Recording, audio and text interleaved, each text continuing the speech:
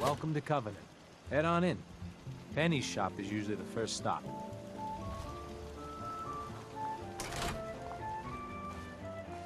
This place is actually quite quaint. Minus the prison walls, of course. All the fake smiles and the fancy talking puts me on edge. The sooner I'm out of here, the better. After a long day, nothing beats Jesus lemonade. We want to make sure only good people come into Covenant. No undesirables. Not everyone in the Commonwealth is human, okay? But your methods are barbaric. It's torture. To improve the safe test, intense psychological pressure must be applied to our test subjects. It is distasteful, but necessary. In a sea of broken down, ugly, empty settlements, Covenant stands out simply because it is fixed up, clean, and full of life. Bethesda absolutely loves their honeypot towns, however. And, as you might expect, this outwardly sunny town is hiding a dark secret underneath. Unlike previous towns with dark secrets, Covenant tries to make the player engage with the ideas from Fallout 4, its themes, and its ambitions. The question is Covenant good at this, or was it a missed opportunity by Bethesda? Right off the bat, Bethesda is retreading familiar ground. The idea of a town or group being overly friendly on the outside, only to be hiding a dark secret, is, I believe, called the Stepford suburbia trope. And it's used multiple times in all kinds of media, but is also repeated over and over again in Fallout. The hub in Fallout 1 could fit under this. The den in Fallout 2 definitely does. But I think the most famous example is Andale from Fallout 3. And I guess you could say Tranquility Lane as well. Even New Vegas has Novak, and the TV show has Vault 4, though in the show it goes out of its way to subvert the expectations on this trope. There are even towns that seek to warn the player to avoid the area completely as soon as they arrive. Yeah! Who won the lottery? I did! However, Covenant goes out of its way, however misguidedly, to force the player to engage with the thought experiment going on in all of Fallout 4, and specifically in Covenant. As an example, let's talk more about Andale from Fallout 3. Spoilers, okay, from a game from 2008. Andale is an isolated town that is overly friendly to the player character in Fallout 3. After doing some digging, the player can uncover that the inhabitants lure people into the town with a friendly facade, only to kill them and eat them. The player can either confront them violently or join them in their cannibalism. But this isn't really a tempting choice, right? Like, no one hears their argument about how they're just trying to feed their families and thinks, you know what? You're right. It's good to eat other people, but only if you're hungry. The idea is simply too repugnant to entertain. The only reason to take this choice is to be role-playing as an evil character. The only way you join Andale is if you specifically are doing a playthrough or you pick the wrong choice whenever you can. There is no compelling argument there. In Covenant, however, Bethesda is trying to make an argument and even try to tempt the player with a somewhat engaging argument. The question is, do they succeed at doing this? In Fallout 4's timeline, Covenant started like any other settlement. A group of people found a place that was relatively safe and decided to make a go of living there. They say that all the people who did this were wronged by the Institute and their synths somehow in the past. It is implied that the settlement's remote location made it hard for Covenant to grow because traders rarely had a reason to go that way. Despite the fact that this tiny town was exclusively made up of people with PTSD, the isolated location, and the small size, it still somehow manages to not be the worst town in the game.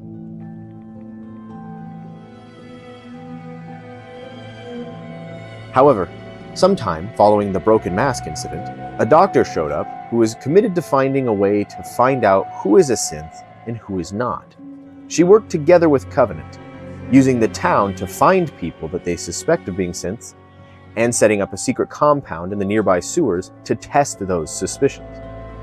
If this was the full story, there might not be a dark secret to Covenant at all. If all they were doing was making people take a test and then, say, giving them an X-ray, I think we could all agree that, while intrusive, Covenant's mission and its story would be almost entirely open to your interpretation. Unfortunately, or fortunately, depending on what kind of games you like, Bethesda didn't do this, and that's not the case. See, the problem with Covenant and the compound is that rather than there being a suspicious town off the beaten path that acts a little weird and allows you to uncover their dirty secret over time, Covenant immediately beats you over the head with a quest the moment you arrive. In the town, there is an investigator named Dan looking around for Stockton's missing daughter. If you are in the Railroad, you will know that Stockton is a Railroad member who helps synths escape the Institute. But if you're new to the game, you won't even expect the missing girl is a synth.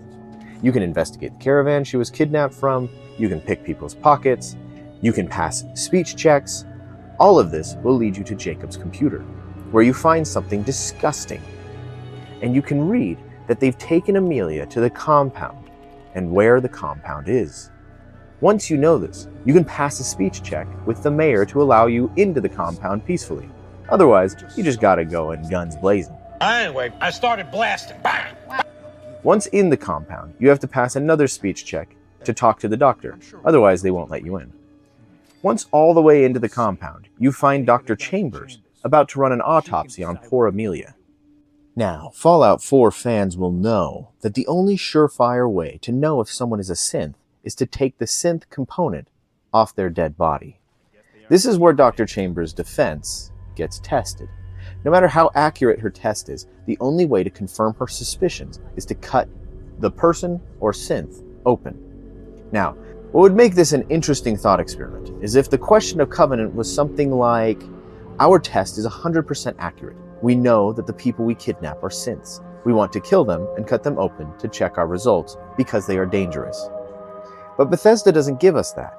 Instead, the good doctor says she gets 4 or 5 false positives per synth. But one day, we hope to get it to 1 or 2 false positives. 4 to 5 dead people per synth? This, scientifically speaking, is dog shit. Would you buy a phone if 5 times out of 6 the box was empty when you got home? Or, more accurately, would you go into battle with an army if 5 out of the 6 times you were attacking your own side?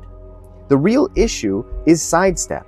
Instead of asking yourself, is it right to kill all synths, even though some are innocent and are only trying to escape the Institute?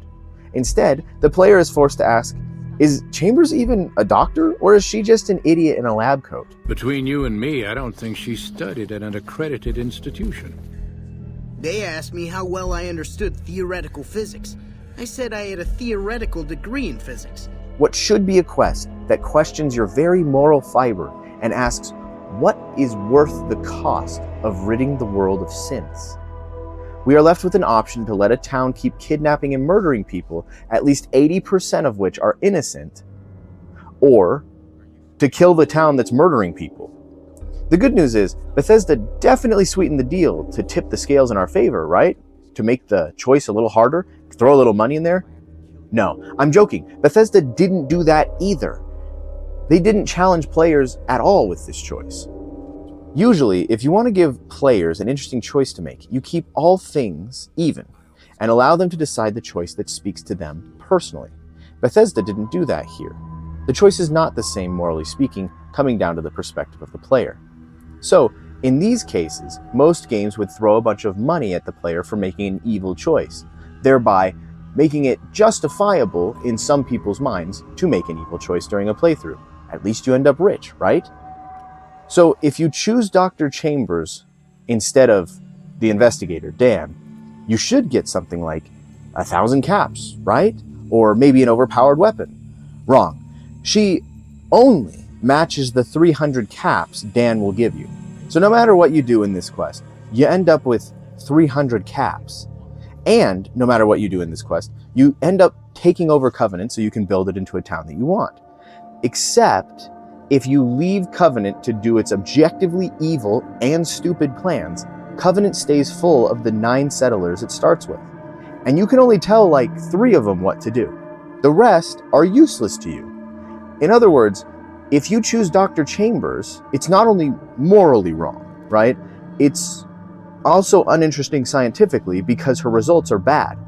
On top of both of those things, it's also the wrong choice from a gameplay perspective. I genuinely think it's more interesting from a roleplay perspective to ask the player if it's all right to kidnap and eat raiders, like in Andale, than it is to give players this choice. There's just no nuance here. There's the objectively correct choice from every perspective, and then there's the objectively wrong choice from every perspective. The options here are so bad, I genuinely think if you were role-playing an evil character, you would choose to kill Dr. Chambers. Think about it. If you're playing as a Brotherhood of Steel person, that's the only argument I could see to keep allowing Covenant to do it, except they kill regular people too. If you're an Institute Soul Survivor, you don't want Covenant. If you're a Brotherhood of Steel Soul Survivor, you don't want Covenant.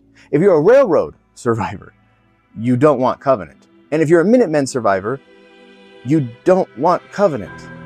What's the role-playing perspective here? There's no role to play. It's just a bad decision. And that's what makes Covenant such a disappointing location. So, final thoughts, and just to recap Covenant. What is the correct choice here? Well, that's not even a discussion. Destroy Covenant and save the girl. You get a better settlement, a clear conscience, and you don't have to be an idiot to do it. If you choose the other way, your settlement will remain worse forever. You can hurt your rep with your companions, and I hate to say it, but you'll feel dumb. Because keeping a test that kills 5 innocent people for every innocent synth is just plain dumb. Doesn't even matter who you're playing as.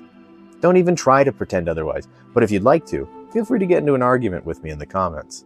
The real disappointment here is Bethesda. They didn't even try to make the choice enticing or interesting. They basically said, there's a right choice, and there's the afterthought choice that we added in.